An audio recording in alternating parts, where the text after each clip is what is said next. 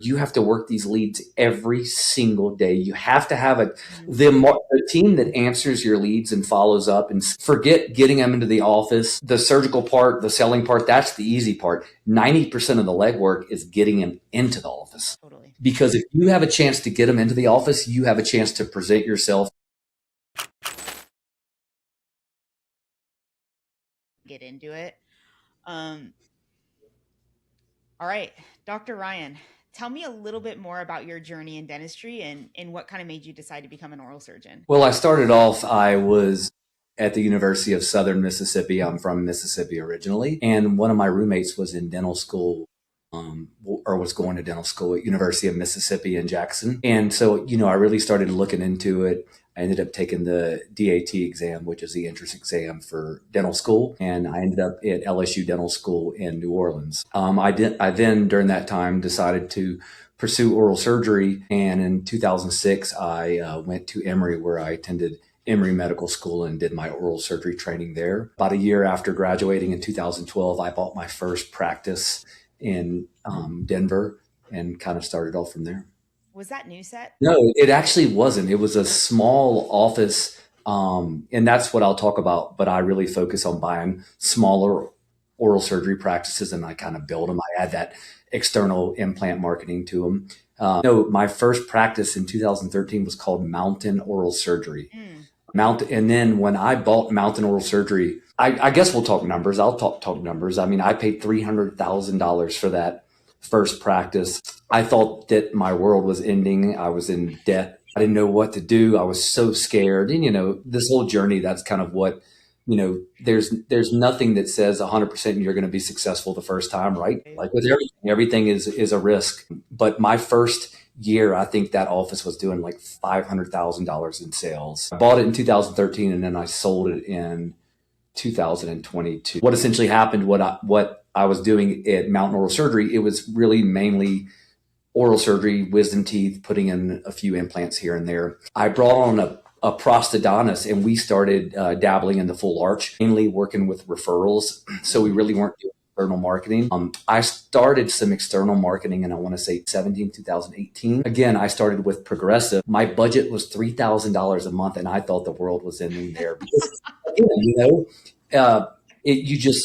this whole process, you start, you think you're going to be the next clear choice by starting a budget of $3,000. Yeah, that's the truth. And so I started to grow, and there was a company called NuSet Dental Implants, which was, my office was in northern Denver. This was in southern Denver. It was a few business guys that got together and started a year before COVID, got in over their head. They had doctors that really didn't have a lot of experience with doing full arch. Not only were they not making money, COVID hit, and they had a lot of failures and they didn't know what to do. Nobody would buy them. And I came in again. We'll talk about this. Everything's a risk, right? Nobody wanted this. I came in and bought it. The troubled company NuSet became NuSet plus Mountain Oral Surgery. We decided, because I knew that I wanted to go nationally with this, that we were going to change the name to NuSet. And that's where NuSet evolved really in 2022. I want to talk about NuSet, but first I just think, having known you, I just think of you exclusively as this very bold and confident guy. So it's really interesting to hear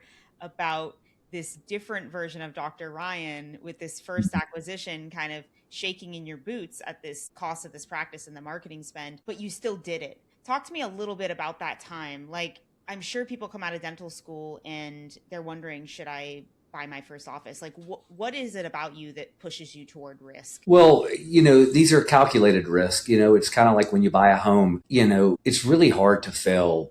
Buying your first home, having to put money down, things that tend to appreciate, those are good calculated risks. Buying a house, being an oral surgeon, being in the field of dentistry, it's really hard to fail. Now, if you're doing something below the standard of care or something out of the ordinary, then yes, you can fail. But, you look at what really, when I started buying practices and building the implant business, I was mainly working with referrals. I really didn't know too much about direct consumer, but I saw Clear Choice. When I started in 2017, I literally think the numbers for Clear Choice were, and I want to say 2017, 2018, there are essentially 40 million edentulous people in the country. There's another 25 million that need to be edentulated. So that's 65 million people. That's essentially 15% of the population. At the time, ClearChoice only had about 40 locations. And let's say each office was doing 500 arches a year. That's what, 25,000 arches. We just talked about there's 15% of the country that needs full arch dental implants. So it shows you that the business is, there's enough for as many implant centers that want to be out there. There's plenty of opportunity. It's just really how you position yourself. And I think with the marketing, you start slowly, you kind of see what works. You're going to have some times where you're losing money. You're spending more than you're making, but the end goal is that that this can be successful. And it's really, like my CPA always says about doing write-offs and taking risk. He's like, how good do you want to sleep at night? And that's really what I would say with full arch. I mean, there are going to be some ups and downs, but at the end of the day, if you're doing the right thing, if you're offering good services, if you're working within the standard of care, if you have a good reputation, it's really impossible to fail at this. What are your must-haves when you're thinking about kind of potentially even opening a new location? Well, for me, I think the hardest part is, and you'll hear this, just having the right teams. Like, I like doing, and when I had my one office, I like to do things a certain way surgically. I like the office to run a certain way, but you have to understand that when you start to expand, maybe no one's ever going to do it as good as you. Maybe no one's ever going to do it exactly how you want it. But if you find the right people, the people that care about your business, your patients, at the same time, I mean, if you're going to expand and do things, you do have to be present. Like I'm always flying to my other offices. I'm always available. Every day I'm available. So I think just trusting, getting the right people. I had an attending that always told me that believe everyone, trust no one. And that's kind of my model. Yes, you hope that everyone's doing the right thing, but at the end of the day, you always have to be aware.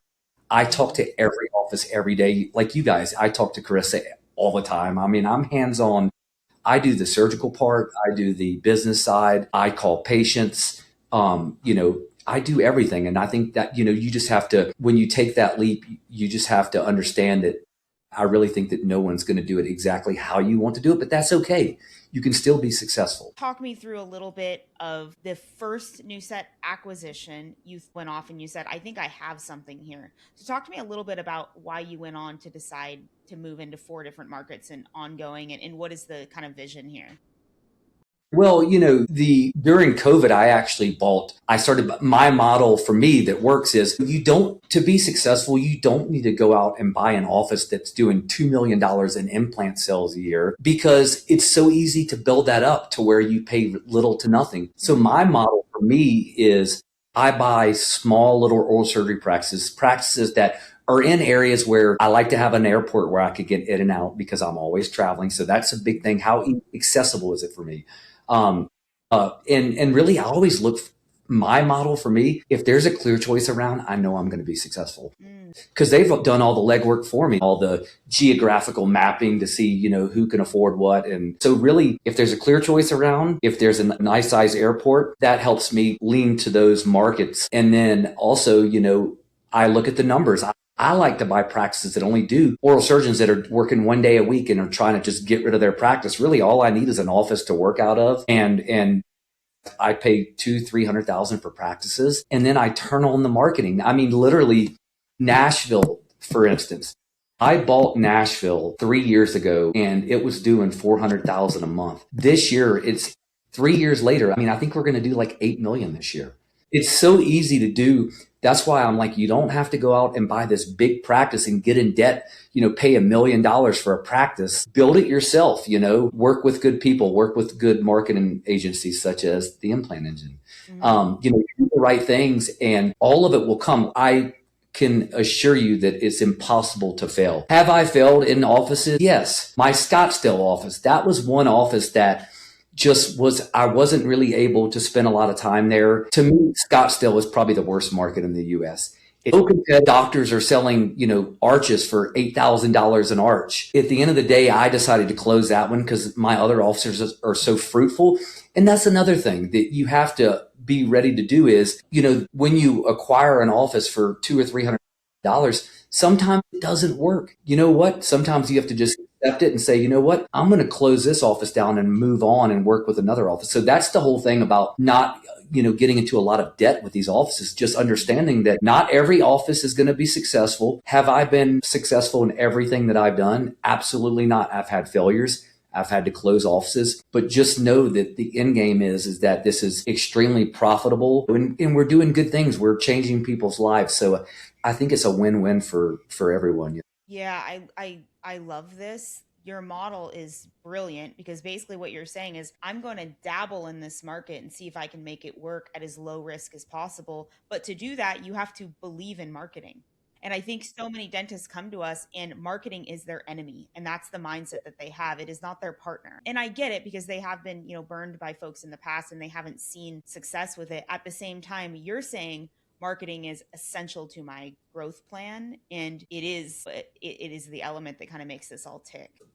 Let's say like a Nuvia, for instance, and they're been very successful at what they're doing. They're growing like crazy, but their model is build a brand new state of the art implant center. A build out is probably $1.5 million.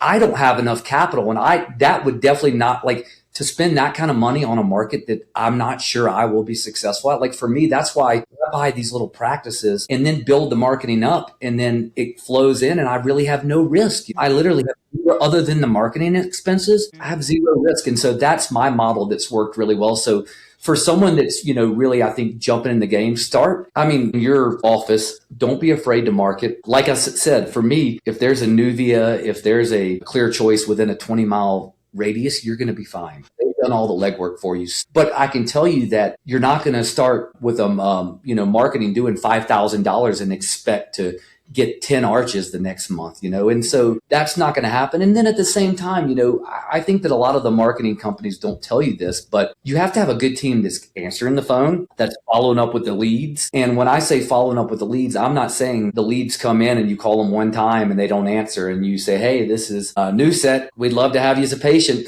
What you don't understand is that when these people, and I hear it from my patients all the time, when they're searching, they're getting bombarded. What they don't tell you is that you have to work these leads every single day. You have to have the team that answers your leads and follows up, and forget getting them into the office. The surgical part, the selling part, that's the easy part. 90% of the legwork is getting them into the office. Totally. Because if you have a chance to get them into the office, you have a chance to present yourself, to present your office, and really to sell them. All these patients need it that are inquiring about it. But like I said, you have to have such a really good team that is calling them and texting them every single day. So really that's a part that I think is the most difficult about learning how to do this. Yeah, I think a lot of money leaks out of the call center, more than people realize, and they understaff. If they have it internally, they understaff their call center substantially. Yeah. And that's what other companies will say, hey, well, we've got you, 500 leads for the month. It's on you. We've got you the leads, but you're not getting them, selling them. You're not getting them in. Well, I like the transparency with the implant engine because your model is you're getting me the leads and you're scheduling. So then if you're not getting them in the door, then I'm going to say, hey, implant engine, what's going on? So I do like the all in one. It really takes the stress off. I think for someone that's starting out, what you guys offer, I would 100% do the marketing and the call center. I would do it all as one package because I just think it takes a lot of stress off. You guys have kind of figured out the algorithms on what needs to be done. People that are starting out, they don't have the right staff. It's just so difficult to know how many times to call them, when to, confirming missed appointments. It's just really difficult. So I think you guys, that's something that you guys offer that I don't really think any other marketing company offers. Back to just one quick lesson on Scottsdale, because I think that's a really interesting situation because you have won so many times, but even the best of us, we lose at times, in the world of entrepreneurship. What would you do differently with Scottsdale? At the time I went in just really heavy. I mean, this is where I really, because I'm super aggressive and, I went all in. When I started 3 years ago, I was spending $100,000 a month in marketing, and I was making so much money in other markets. $1 million a month in Denver, I was making. Not to brag or something, but I'm just throwing numbers out.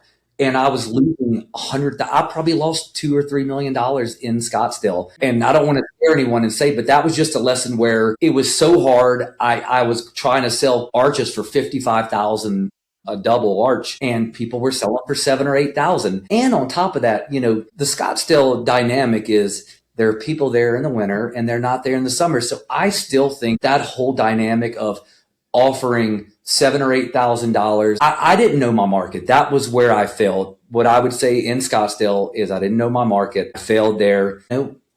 I had lost a lot of money, but at the time I knew I had to shut it down. And like I said, you look at all these I don't really find myself as being an entrepreneur. I mean, I'm not like a big Steve Jobs or like a Jeff Bezos or someone like that, but all these people that are successful, my wife worked for Sarah Blakely with Spanx. You hear their stories. I mean, they've all failed multiple times, and even losing money. I mean, if you're scared of losing money and then this might not be, good for you. You might want to just stay with, you can make a very good living doing whether it's general dentistry, plant dentistry, oral surgery. I mean, you're in the top, 5% in the country. But like I said, it's like tell people about, I'm going to go back to the analogy of buying a house. Cause I'll also, me and my wife do a lot of building houses now, selling houses. You just have to know your risk. And if it's calculated, you're going to do well. It's really impossible. It really is impossible to fail. It's really interesting. I mean, and I think when you say it's impossible to fail, the lesson I'm hearing from you is it's impossible to fail at large, right? Whereas you will have these little failures. And in a business mentor that I once had always told me, don't learn the wrong lesson. Let's say one of your offices doesn't work out. It doesn't mean that another NuSet office in another location can't work out. You don't have to stop opening offices just because one market didn't work out, right? And I think sometimes in business we can have these failures and we can learn the wrong lesson, right? Whereas you just got to get back on the horse, but learn from it and try not to make those same mistakes twice. Oh, I always see it as, no one wants to lose money, but those 2 years of that were a good tax write-off for me. I used it as a tax write-off. I love that attitude. Yeah, for sure. Yeah, I mean, I hopefully I don't have to deal with a loss like that. I am a little more careful, and just let's just put a disclosure here. The reason I ended up in Scottsdale was because when I bought NuSet Dental, when I acquired, they had an office there that was built out. They gave it to me for free. So all I had to do was take it over. So that's another thing that I didn't really do my homework in Arizona and Scottsdale because that office at the time was given to me. All I had to do was take over the rent. Mm-hmm. So I took over the rent, but at the same time, I had failures in getting the marketing going. It was a shell. That office, that was my only office that was not an oral surgery practice with already generating revenue. So that is one disclosure about. You're one of our most hands-on doctors, which I do think attributes to your success. Talk to me a little bit about why you've chosen to be hands-on. Is it just who you naturally are? Is that the reason you think that you can operate successfully in 4 different markets at this point because of how hands-on you are? Yeah, I think that now I always know what's going on. I mean, obviously you have to trust who you're marketing with whether it's Implant Engine or whoever you're using. But at the same time, you guys can do everything. If we're not communicating when it comes to sales, like how do you guys know what we're selling if we're not updating the platform for you guys? It's important because, and once a month, I like to meet with the team and say, okay, well, these are our sales. This is what we've spent. I mean, we can say all we want, all these people are going to promise 10X, 12X, 8X. But listen, I always tell my kids, I'm like, the proof is in the pudding and I'm the pudding. And I like to look at all this and I want to know what's going on. If you're going to be successful, if you think that you're going to hire any marketing company and they're going to just start having, 5 consults at your door every day, signing on every day, it's just not going to happen. You have to be there. You have to look at the numbers. You have to see what's working. And again, not everything works. Not every single ad that you guys do, that if it doesn't work, you pivot and you try something else. I can tell you Clear Choice, all the big people, they have this huge team that does it for them where the doctors don't have to be involved. But if you're small like I am, and small like I'm sure like a lot of the doctors that work with, you have to be hands-on. You have to say, you know what, at least once a week, I am going to be present. Like I said, Carissa, I literally text her. She probably gets tired of me. I text her on Friday at 6:00 at night because something comes about and I'm like, you know what? I need to know this. That's the thing that I love about Implant Engine, whether I'm working with Paul in the call center or Britt filming or Carissa, everyone's always answers the phone for me. And that's so important because, there are times where you go 10 days and you don't sell a case and you're like, boy, and you're worried. You're like, oh my God, the ceiling's coming down, the world's ending. And then next week you sell 7 or 8 cases. So you have to be present. You have to look at the numbers. You have to share the numbers with your team to understand what works and what doesn't work. And you have to understand that not everything's going to work and is going to be successful. I'm just going to provide a little anecdote because Carissa came to me one day and said, I was sick. She works with many doctors, and you reached out to her. You called her and asked her how she was doing. And I think that you didn't have to do that. And I don't think anyone else did that, but you took the time out of your day to ask her how she was doing. And I think that that shows me the juxtaposition of how you are as a leader, probably amongst your whole team, where you're very Right. present and you're very intense, but you also care about them as people. And my guess is that's how you are with your team, not just with us at the Implant Engine. But talk to me a little bit about your leadership style. Did I get any of that right? Right. Chelsea, let's not do a survey with my office staff on that, okay? Because I don't know what they would all say. But yes, I do, like, normally I'm on the road 3 or 4 days a week and I fly to each office every day. But I check in with the office managers and with the sales consultants every single day. I ask them, I call patients all the time personally. They know that if they're having trouble selling a case or closing a case, I'm like, let me talk to them.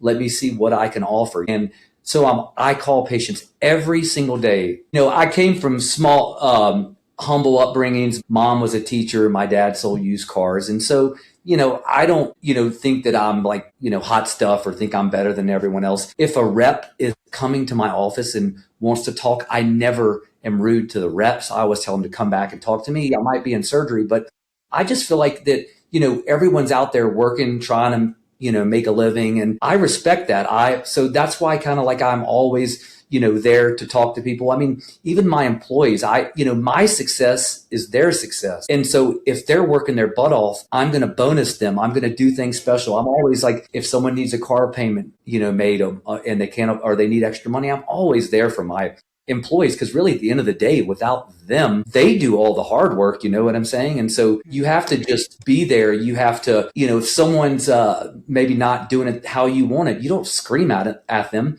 You try to teach them, you try to be their mentor and help them do it a better way. And so for me, just not only do you want to be empathetic to your patients, but just being empathetic and caring to your employees. I mean, you're not going to be successful being a scary jerk every day. You know what I'm saying? No one's going to want to work for you. And so just, trying to be there. Are there times where I'm stressful?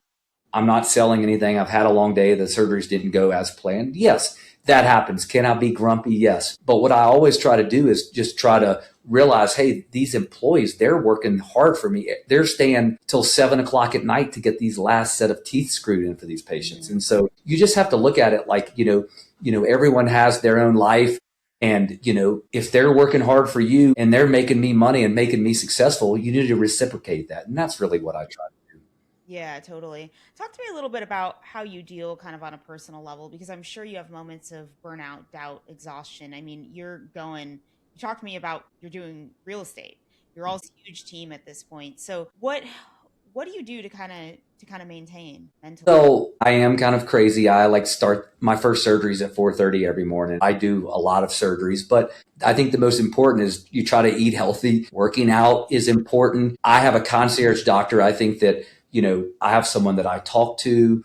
My wife actually helps level me out because I'm such a type A person and she's more of a laid back individual. But, I think that you just realize that you can't do everything yourself, and there are going to be times where things aren't going well. You're stressed out. You just have to delegate some of the responsibilities to other people. You always have an eye in the sky, like a casino, kind of just always watching, but just realize that not everything's going to go as planned. Yes. Do I get stressed out? 100%. But just realize that, hey, it's going to be okay. Like, yes, this week's been bad. Nobody's buying cases. I'm spending $50,000 this week in marketing. Nothing's going, payrolls tomorrow. Nothing's going right. But just realize that, like I said, look at the big picture. It's hard to fail at this, and just realize that things will turn around, and they'll get better. And I really think that the honest truth, when you have communication with your team, when you have communication with your marketing team, you'll know when things are good. Like, if you don't communicate, you don't talk to anyone about it, all of a sudden everything hits, things are bad, you're not making money, you're going to freak out, get stressed out. When you communicate, you kind of see the big picture. Like the leads maybe haven't been good the last 2 or 3 weeks. I'm like, Chelsea, Carissa, what's going on? You kind of know maybe for the next 2 or 3 weeks, it might be a little bit slower because you've Mm-hmm. prepared yourself. Mm-hmm. And so just kind of knowing the big picture, you're not going to, I think, get as stressed as if you don't know anything. And then all of a sudden you have no leads, no patients for 2 weeks. You start freaking out, getting upset, blood pressure gets high.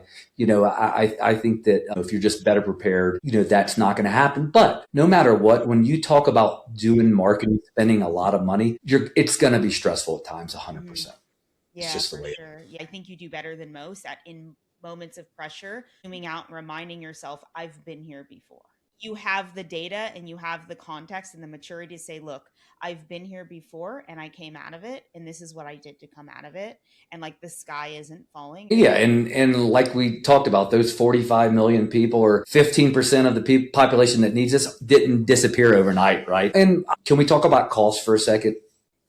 I think that one thing that you really have to accept now, when I started in 2017, $60,000 was great. Everybody was getting $60,000 for a double arch. I think that now the times are changing. There might be these dentists that have these in-house patients that trust them, and, they might sign on for 60,000, but you have to be aware that if you're doing direct to consumer, patients are getting offers anywhere from 5,000 an arch to 30,000 an arch. And it's crazy. You have these companies like Smile Mission in Florida, this company in Las Vegas, Bionic Smiles. And, regardless, people right now are so focused on price. They don't care who's doing it, they are so, entailed with price, because obviously the economy at times has been bad and has been volatile. So if you're going to get into this game, you have to realize that you're not always going to get 30,000 an arch. You're going to have to bend a little bit. I think that, one thing that makes it easier for someone like me is when you have multiple offices, you can bring your costs down, right? When Mm-hmm. you're a single practitioner, this is one thing that I think you have to understand, is that when you're by yourself, you have one office, it's going to be hard to bring down those overall costs. And so you have to look at, how much can I sell it for? But then also, how much can I bring that total cost? At the end of the day, if I can sell arches for 15,000 an arch, 30,000 for a double, I'm still profitable. So I think that's kind of a learning curve, is trying to figure out what can you sell it for to still be profitable. I think that's it. Mm-hmm. That's probably maybe another hurdle when you first start out. Yeah, and kind of meeting the market where the market is and being realistic about that. Yeah, you got to be profitable, but also you can't blow Clear Choice out of the water, and be successful. I mean, you do have to work with the market. They're lowering their prices now too. Yeah, totally. So, just a few questions about kind of our partnership before we wrap things up here. We've done about 6 million in treatment together, I think over about a year, roughly a Mhm. year of partnership. What has the Implant Engine done for you specifically to drive that? Well, I think that, you're not just a cookie cutter marketing agency, that because the problem is there are so many marketing agencies, and I have gone through so many marketing agencies. And again, they don't always work. You just have to find what works best for you. But, you kind of individualize how you market myself, my practices, the market. I think it's really important. I think one of the best things that we did was that we did a full 2-day video shoot for new content. I mean, I've got tons of content, but I think it's important to get new content, not only of yourself, but of your patients. I think having the content has been the biggest thing for me, is that you guys do an amazing job putting together the content, selling the doctor, selling the treatment. And at the same time, like I've said, you guys are always present. I'm always talking to you guys. If something doesn't work, we try to see what we can do better. You have an amazing team, Chelsea. Everyone kind of does their own thing, but again, I think the filming's been really good. The content has been amazing. The assets. I really think the game changer for the Implant Engine is having a call center. Having that takes all the guesswork out of it. Having someone that's going to know how to run a call center, knows how to call patients, knows how to get them scheduled. We're even doing this virtual. I'm doing a lot now. That's one thing that I probably struggle at most, because I'm supposed to have a virtual at 11 a.m. and here I am doing 7 or 8 arches in a day, and I missed the virtual. So that's something that we're obviously kind of trying to figure out. But you guys just know what you're doing. I mean, you have experience, a huge team, and a lot of these marketing companies that I've worked with previously. I mean, some of them are marketing 10 dentists deep in the same market and it's the same content, you know? Hmm. And how does that differentiate you from the other doctors? Again, the most important part is patients are going online and they're searching dental implants and they're getting bombarded with all these ads. All the ads are the 10 exact same ones, except a different location and a different doctor. Where's the separation there? So what you guys are doing, we're due for more filming. I mean, we filmed probably 8 or 9, but I also think, again, filming, yes, in 10 or $15,000 in filming seems like a lot of money, but it pays off at the end because these patients, you know, you just want to have your social media, you want to have all of that every day, you want to have it updated. So you know, whether it's the people working for the implant engine, you have the call center, the filming, the content. So you have all these people that really know what they're doing, and you get really personalized, you know, treatmentalized care. Yeah, I love to hear that about the team. It makes me so happy because having a vision of something and then having people that'll come in and carry that torch with the same passion as you is like it's the greatest gift to anyone. Yeah, like I said, I have nothing but amazing things to say about, you know, your company. I will say that I'm super busy, but if any doctor wants to come hang out in my practice or talk to me about marketing, I am always available and you can give them all of my information. But, you know, I would love to help other doctors. I turned 50 September 18th, so I don't know how many more years I have. I mean, I'm always going to do this, but, you know, this is definitely for the younger doctors for sure. Yeah, you'd be an amazing mentor to any new doctor that's getting into this, should you ever decide to head that direction. One last kind of question here to close us out. If someone was on the fence about working with the implant engine, what would you tell them? I would tell them that out of all of the marketing agencies that I've worked with, again, you guys are sort of the full package.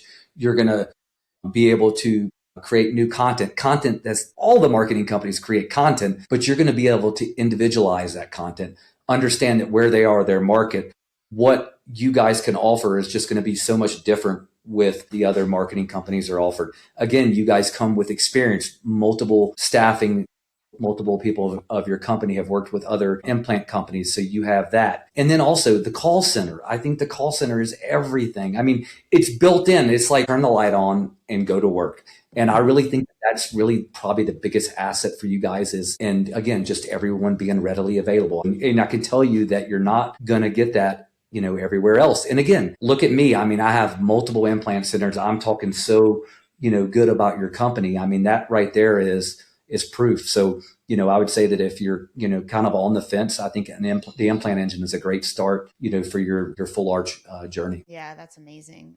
If dentists are listening to this and want to find you and learn a bit more from you, and I know they are going to because this was incredible, where can they find you? How can they reach So my email address is Corey Ryan, DDSMD at gmail.com. That's CORYRYAN, DDSMD at gmail.com. And then my company again is NuSet Dental Implants. I would love to have you guys come. We can talk about marketing, digital scanning. Again, I'm 100% digital now. you? I treat patients from all over the country. I fly them in, I put them in hotels. And so, you know, there's nothing that scares me or that I haven't done before. And so anyone that's out there and, you know, is a little nervous of making the leap, which is understandable, you know, reach out to me and, you know, I'd love to talk to you or have you in my office and do whatever I can to help you be successful. Yeah, so many people out there operate in this scarcity mindset. And one thing that really stood out to me in this conversation is just the way you operate in abundance. You believe Yeah. that there is enough people out there to serve. You believe that, you know, people can get into this today and be successful and everyone will be successful. And there's enough of the pie for everybody. And I love that. And I think it's probably a big reason why you're successful. Yes, I appreciate those kind words, Chelsea. And again, it's what we do. This is fail proof, I would say. A few bumps in the road, a few obstacles. You go through them, work through them, and you're going to be successful. Things are going to work out. And we didn't even talk about this. You're helping people. You're creating new smiles. You're changing their lives. I mean, that's the big picture, right? That's everything. So at the end of the day, that's what it's all about. Yeah, there's so much to this. I'll say one last thing about your content. Your patients rave about you. And one of your videos, I looked this up before, has almost 2 million of attributed revenue to it. So when you get the right patient and when you get the right piece of content, you're never going to see a generic piece of content ever. One patient is Yeah, responsible for a majority of yeah. your revenue. And those kind of ads, I call them Trojan horses. They don't go on forever, but that's why you keep redoing ads because you'll find those patients that carry your business. True. I mean, their stories are so powerful that so many people relate to it. And the content's everything. And that's why I'm spending the money for the filming, which is, you're like, wow, that's a lot of money. But listen, that's everything, right? That is your horse. That's your horse. Right? One testimonial produced Yeah. almost 2 million for you. It's like, I mean, come on. I'd Yeah. pay, and she was what, 1/8 of the shoot? I'd pay $2,000 to get 2 million back. I'd take that bet. Chelsea, let's get that patient back in the office. Let's do some more filming with them. Well, I'm glad I could come on and share my story. And like I said, if there's anyone out there that wants to talk, I'll make myself available anytime. I hope you enjoyed this episode as much as I enjoyed recording it. Please check out the link in the show notes to learn more about today's guest. If you got value from this episode, share it with one full arch doctor who needs to hear it. And if you're looking for support getting more full arch cases, just head to our website, theimplantingine.com.